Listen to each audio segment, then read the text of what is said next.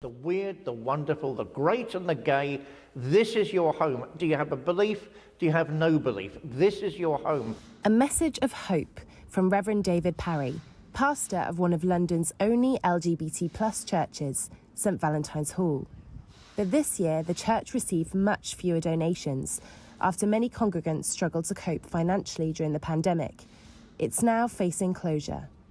The first lockdown, we survived. The second lockdown meant basically our backs are against the wall and we don't know how we can continue our ministry. David is doing his best to fundraise, hoping to keep the ministry alive as a lifeline for many, himself included.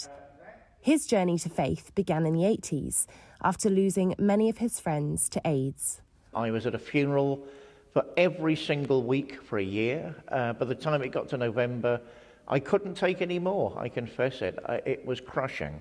But, you know, some people come to faith because of adversity. Following his own experience, he now wants the church to be a safe space for all communities. I feel totally open. I can be free and be myself, and I think that's one of the best things in the world. When you can come into somewhere and just say, I'm here, that's when you know you fit in. But not everyone identifies as LGBT+, and not everyone is a practicing Christian. Ejel Khan is a Muslim and started attending Father David's services after feeling unwelcome elsewhere.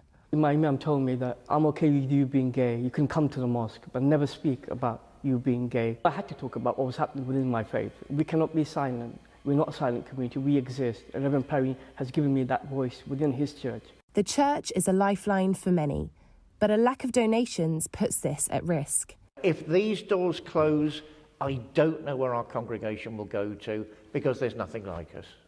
A special place for those who couldn't imagine life without it. But Reverend Parry hopes that with more fundraising and the economy getting back on its feet, the doors of the church will remain open. Meghan Owen, BBC.